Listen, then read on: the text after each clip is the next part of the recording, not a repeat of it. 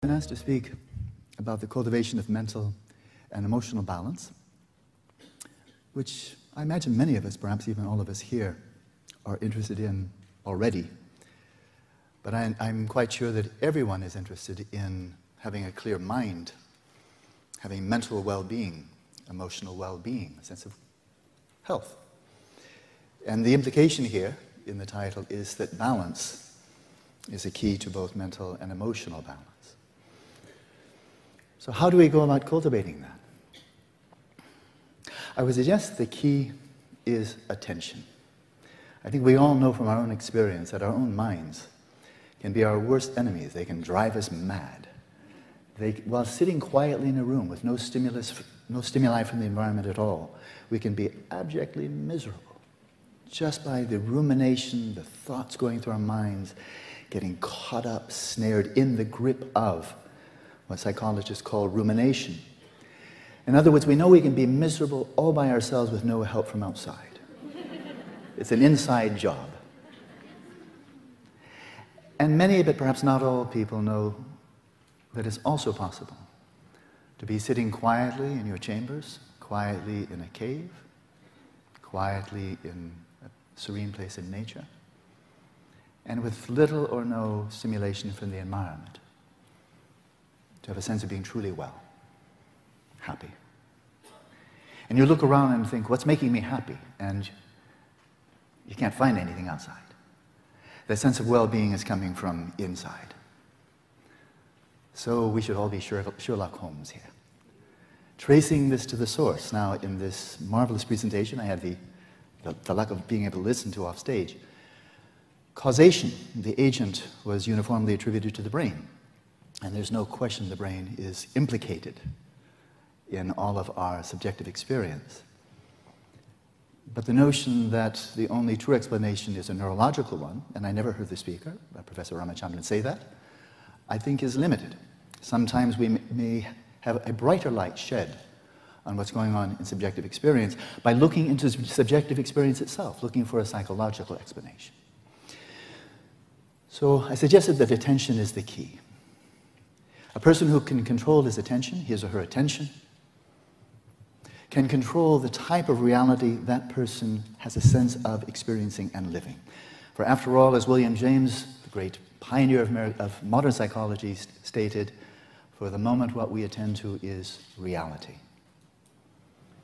We take seriously, we count as real only that which we attend to.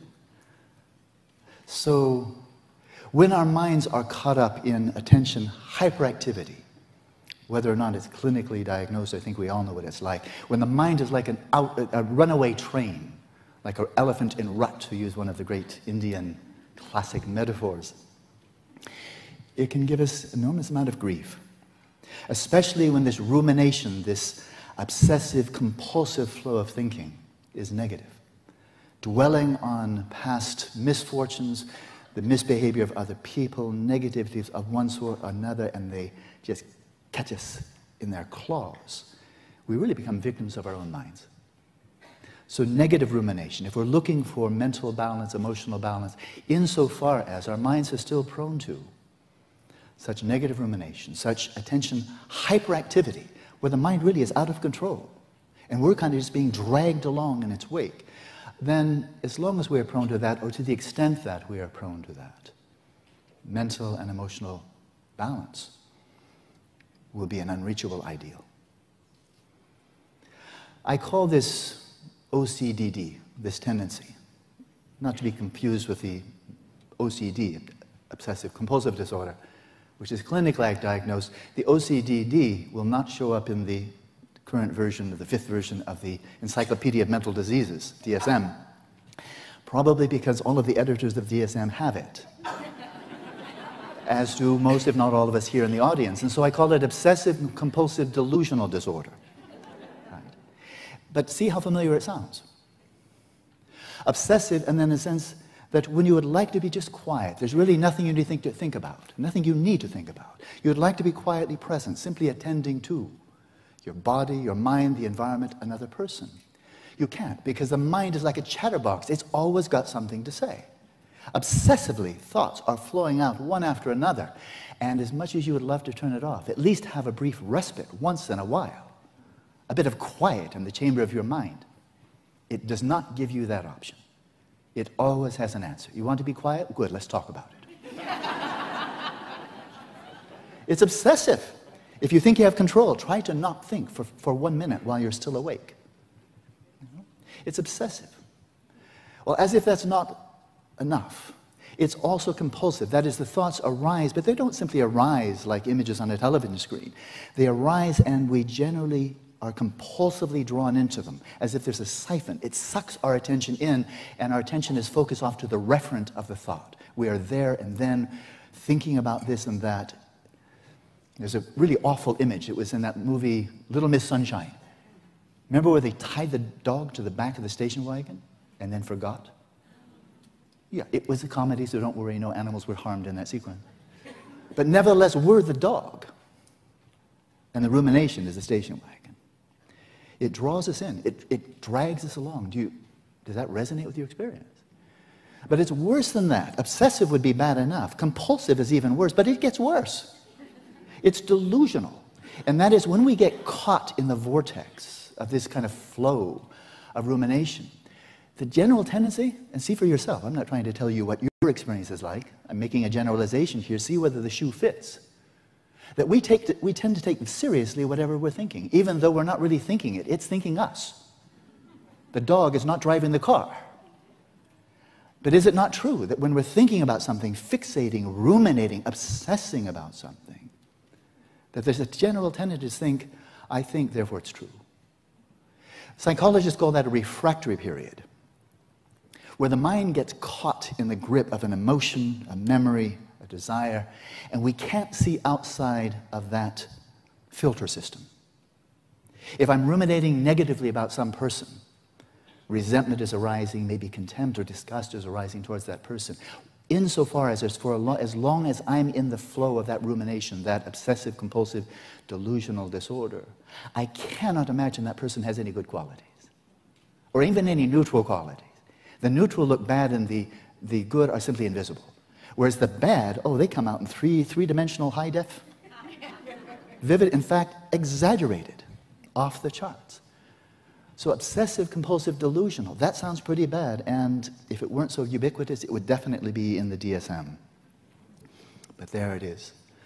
Attention hyperactivity, that's the nice short term for it.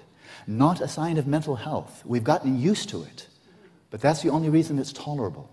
A lot of things are tolerable if you simply get accustomed to it. Sexism, racism, and many, many other aberrations of the human mind and spirit seem to be tolerable simply because we're habituated to them. Right. Well, it's exhausting. We all know what that's like, isn't it? Just being caught from one rumination to another takes away our happiness during the daytime, and when we're finally tired, we can't fall asleep because we don't know how to turn it off. It keeps on going and going. And says, I know you're tired, but that's breaks. I'm dragging you until you are unconscious. And even in the course of the day, it's just exhausting, isn't it? We've experienced it. It's fatiguing. It's stressful.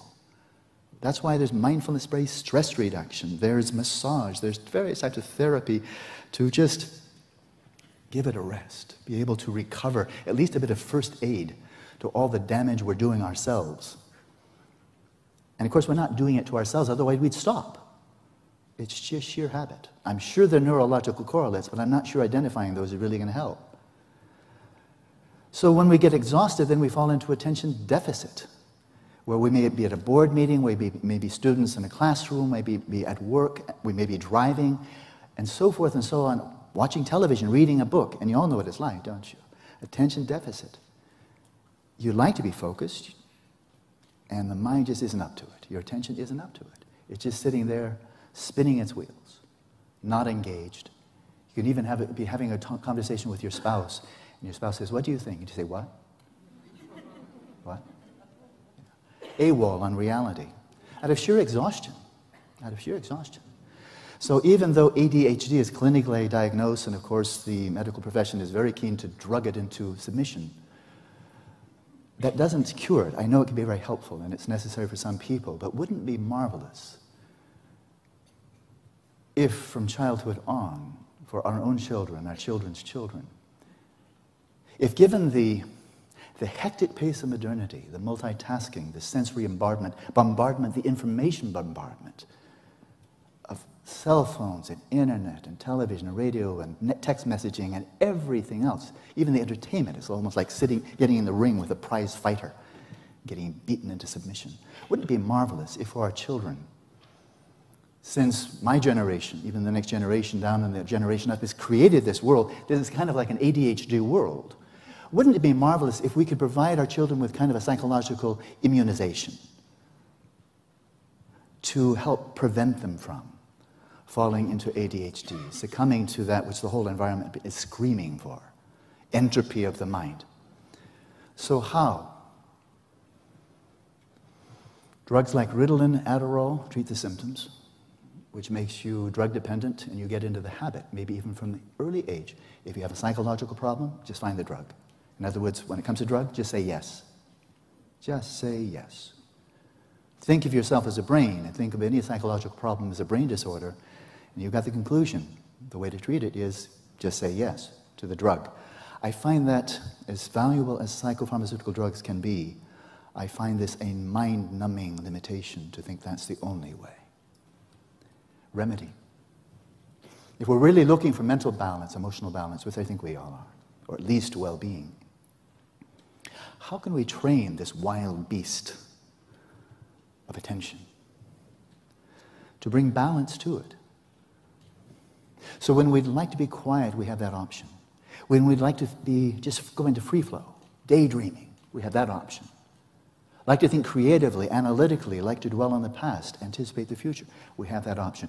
And when we like to be just quiet, attentive, receptive, in a conversation with a child, a friend, a spouse, business meeting, education, and so forth, just to like to be totally silent. I don't mean zoning out, I mean present, discerningly, but just taking in reality rather than insisting that it be a dialogue at all times. How? As we had the eminent Professor Ramachandran from Indian background speaking paradigmatically from the Western scientific perspective, with its great strength and emphasis on understanding the objective, the physical, the quantifiable. Now I will just turn the tables as an Anglo and speak from the classical Indian perspective. How do you develop attention skills? How do you develop attentional balance? India, I think, is actually the foremost civilization on the planet in terms of just the centuries of research they've done, and it's called samadhi. Not in some sense of some kind of a pinpoint, minute tunnel vision, not at all. It's just useful occasionally, just like looking through a telescope. But rather attentional balance. What's the first step? First step is, can you learn how to relax? It's a skill. It's a skill to be cultivated. To set your body at ease, to set your mind at ease, to unwind. So many of us are like an overinflated tire. You know, how can you just get a pin and put it in the valve and go, you know, relax, baby. You know, it'll be okay. But you need to unwind first. If you take that wound up, tense, driven, strained, ego-driven, goal-oriented mind and say, okay, give me some meditation, I'll suck it. I'll get that little bugger. I'll master that too. I'm going to be really good at meditation. I'll just give it my best shot. I'll master that little sucker, whatever it is, you know. Well, lots of luck with that. The first thing is actually not to master anything, it's actually let go. It's not to acquire anything or to achieve anything. The first thing is to let go. Release all the rumination as much as you can, breath by breath, every out-breath. Let it be a surrender, a happy surrender. A release of the breath, a release of bodily tension, a release of rumination, breath by breath. Bring your awareness back to the present moment, not with a tight-fistedness, but with a relaxation, a release. It's a skill to be cultivated. We should be teaching it to our children from preschool on, because they are already being indoctrinated how to seize up, and they will learn it well. How to get the job done, but with tension, with gripping, with effort, with ego. They'll learn that lesson for sure.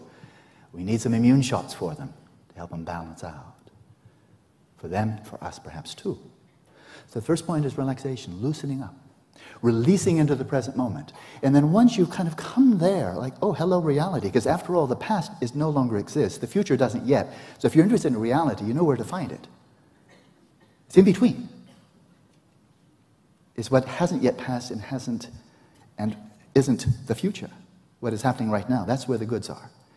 And so to release into that, and then to stabilize, to find that literally that presence of mind, and then stabilize there. To find some inner stillness, stability, composure, collectedness, or the Sanskrit term samadhi, which is now part of English language also, unification of the mind. Get your act together in the present moment. Focused, stable, relaxed. For all teachers in the room, wouldn't it be marvelous if when you stepped into the classroom to begin a class, if all of your students were prepped, relaxed, stable, the teacher is entering the room. They might actually learn something. So far, so good. Relaxed, stable, still, but not enough. Has to be some clarity there. Clarity, vividness, high acuity, brightness of the mind. So that we're attending clearly and closely to whatever we wish to direct the attention to, whether it's studying, whether it's creative, whether it's driving a car, whether it's talking with a loved one, or talking with a person who's not such a loved one, but being totally attentive. There's the key. They can all be cultivated, and there is a sequence to it. First, relaxation, then stability, and then vividness. I'd like to see the monitor. Thank you.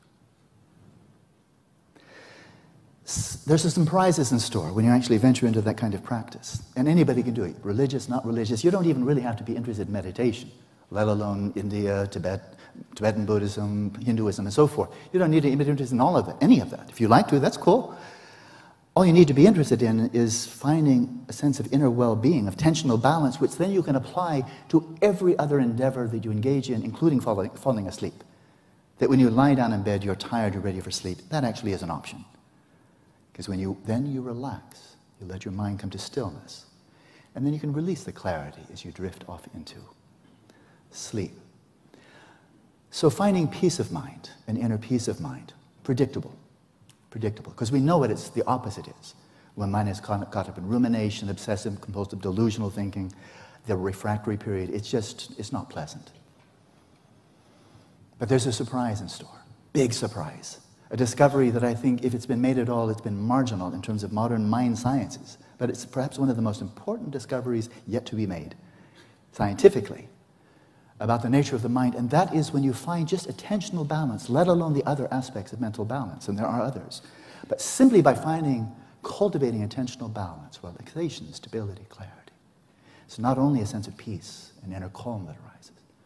Lo and behold, you start to enjoy the practice. It could be just mindfulness of breathing, which is not intrinsically some pleasant act. It's observing quite neutral sensations. But it's not that the breathing itself becomes pleasurable, it's the quality of awareness that is arising to this neutral task and a sense of well-being, beyond peace, serenity, a sense of real happiness, a sense of flourishing that's not coming from what you're getting from the world, it's coming from what you're bringing to the world. Quality of attentional balance, the first step towards mental balance. And the Greeks had a term for this. Socrates, Plato, Aristotle, they called it eudaimonia, genuine happiness, human flourishing. Aristotle called it the being at work of the soul in accordance with virtue, and should there be more than one virtue, in accordance with the highest virtue.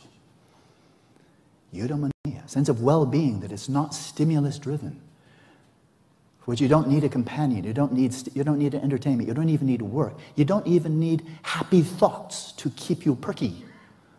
It's a quality of awareness itself. It's actually a symptom of mental health. As a symptom of physical injury or disease is you feel bad. And a symptom of mental imbalance is you feel bad, as you should. It's really good that you feel bad when you're mentally imbalanced. Otherwise, you'll have no incentive to find mental balance. Don't kill the messenger. And that's my gripe against the overuse of psychopharmaceutical drugs. Kill the messenger, that'll do it. enriching the pharmaceutical industry, but impoverishing everybody becomes drug dependent. So eudaimonia, a sense of well-being that arises from within, that comes from what we bring to the world rather than what we derive from it. So one of the questions I was asked to address is, how do our desires and impulses, how do they affect our well-being, our psychological stature? And I would suggest that insofar as we are investing, almost as if we had a bank portfolio or investment portfolio, insofar as we're investing our time, our energy, our creativity, our aspirations and goals purely into hedonic pleasure, the good life equals being really lucky every day. Achieved by way of greater and greater acquisition, wealth and everything that money can buy. Achieved by acquiring other people's esteem, their regard, their acknowledgement, their respect, their appreciation, their love. Achieved by achieving status, power, influence, knowing you really are somebody. Insofar as our life's agenda is focused single-mindedly upon the pursuit of hedonic pleasure, the pleasure that we can get from the world around us, from wealth, from other people, from work, from this and that, from the environment around us, then I think any kind of durable emotional balance, once again, will be out of reach. For a very simple reason. The world is largely out of our control. Other people's behavior, even our own spouses. I don't want to control my spouse's behavior, but if I tried, I know it's not going to be an option. There's a spouse, strong commitment between two people for years, more than 2 decades now. But I don't control her behavior, she doesn't control mine. That's part of the delight of having a meaningful relationship. So what is there in terms of aspirations, desires, goals, one could even say, apart from the hedonic, the good life equated with affluence and so forth? And to factor into one's life's vision, certainly there's a role for hedonic well-being. Meeting your material needs, food, clothing, shelter, medical care when you need it, education for your children, all these very important. But also envisioning wherein lies my genuine happiness. How can I cultivate such a sense of well-being that is not contingent upon the world going my way according to my desires? I think factoring that into one's vision of one's own flourishing, the good life, what will truly make me happy, is actually, together with attentional balance, a key to emotional balance. In other words, mature. Mature in terms of your desires. We no longer have childish desires. We don't wish for a new fire truck or want to be a cowboy when we grow up. Not at our age, I presume, unless you're a really good cowboy. You know? But let your aspirations mature into wisdom, like the wisdom of Socrates, the Buddha, Shankara, Zhuangzi, and so forth. All the great wisdom traditions of the world. Religious and non-religious. Aristotle's not known as a religious man per se, great philosopher. Socrates the same. All the great wisdom traditions of the world all have, with variations to be sure, a vision of eudaimonia that is more than simply stimulus-driven pleasure. And I'm not kicking stimulus-driven pleasure. It's just that we don't have that much control, right? Even the wealthiest may die early death because of some disease, or have an injury, or have a marriage that cracks up and leaves them in misery. Marriage? Wealth? Fame? Think you can control it with that? Don't think so. So, to envision, how can I transform myself? And will there be brain correlates? Yes, they will tag along. They will tag along, the brain correlates. But how you actually bring about such maturation, a growth of wisdom, a ripening experience of eudaimonia, is not by interjecting things into your brain. Because that, frankly, is meaningless. If somebody just puts a drug in your brain, that's not a meaningful activity. But lead a meaningful life.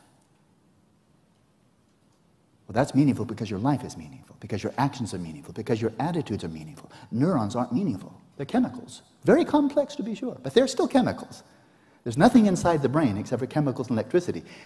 So we should avoid, I think, sometimes mythologizing the brain. It's chemicals and electricity with incredible complexity.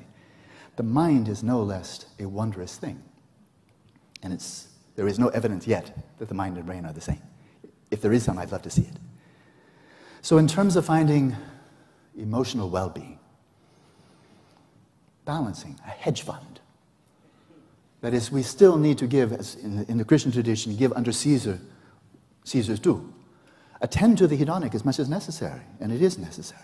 But then what was the point? St. Augustine, to quote St. Thomas Aquinas, another Christian mastermind, said the whole point of the political life, that is, all pursuits of hedonic well-being, are all for the sake of the contemplative life, all for the sake of a meaningful life, the cultivation of genuine happiness. Now, in the midst of this, it's not enough simply to refine one's attention skills, to develop the kind of contemplative technology, relaxation, stability, vividness, but then we need to bring this to life, to attend closely, to pay attention, to give reality our best. And this means to let that bright light of attention shine upon our own minds so that we are aware when thoughts, images, desires, emotions arise. We have this metacognitive awareness which gives the option, the possibility of making wise choices when an impulse arises. That we're not simply sucked up into every impulse, every desire, every thought that comes up and acting robotically. But actually we see an impulse coming up and then we can make a choice. Is that a wise impulse? Is it a beneficial impulse? Will it be good for me and others or not? And have the option of making a wise choice.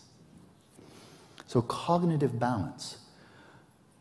We can understand cognitive balance by identifying cognitive imbalance. Cognitive hyperactivity is where we are attending to a person, a situation, even our own minds, with such presuppositions, such projection, such interpretation, over-interpretation, that we can hardly see what's going on because we are over-interpreting, hearing things that aren't said, seeing things that are not displayed.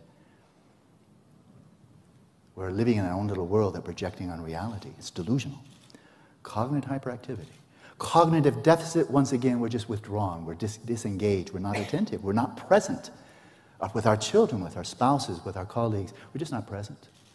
So to be clearly present, attending to other people's body language, their facial expressions, what they say, how they say it, the quality of voice, the speed with which they speak. Attending closely. A friend of mine, Lawrence Freeman, dear friend, Benedictine monk, said the greatest gift we can give to another person is our attention. The word attention comes from the Latin root, means to tend to care for, watch over, and look after. It says we tend to others. Tend closely, let them become real for us. Naturally and inevitably, a sense of empathy arises. And the neural correlates, jolly good, mirror neurons. But you don't cultivate empathy by knowing about mirror neurons. It's very useful, I'm sure. But you cultivate empathy by attending closely to others until they really become real for you, not as a means to your own end, but they are real, each one as real. Each one is worthy, each one is precious, each one aspiring for happiness and freedom from suffering, just as we are. So we bring this mindfulness, this close attentiveness, this cognitive balance inwardly to clearly experience our own bodies, the experience of being embodied. Attending closely to our own minds, you won't see your brain there, but you will see an amazing array of mental phenomena, which are correlated in a mysterious way, because I don't think there's a scientist alive who yet knows the exact nature of the mind-brain correlations. It is a mystery, sometimes shrouded in assumptions, which I think doesn't serve the scientific community or anybody else well, to simply assume that they are the same, because that's never been demonstrated. The correlates are brilliant, and scientists of the eminence, the ingenuity, the genius, one could say, of Professor Ramachandran, they're highlighting these amazing correlations. But what we don't know is what's the nature of the correlation. So until we do, why don't we just hold that in space? And attend closely inwardly, attend closely outwardly. Developing a real sense of empathy towards ourselves, which is just the opposite of low self-esteem. Attending closely to ourselves, which is just the opposite of narcissism. Attend closely to others, which lays the cognitive basis for empathy. And empathy being the basis for truly caring about others as we care for ourselves. And that's the basis for loving kindness and compassion. As we attend to those who are near, those who are far, we find we can't help it. We just start caring more. A sense of wish, of the longing for others' well-being, that they may be free of suffering, just arises naturally, simply because we're attending closely. And there's the key to emotional balance. have a big mind, big space of the mind, that everyone around you, near and far, they're all real to you. And there you find emotional balance. So your own well-being is actually inextricably linked with the well-being of all of those around you. And there's the key to mental balance, emotional balance, and I'm finished.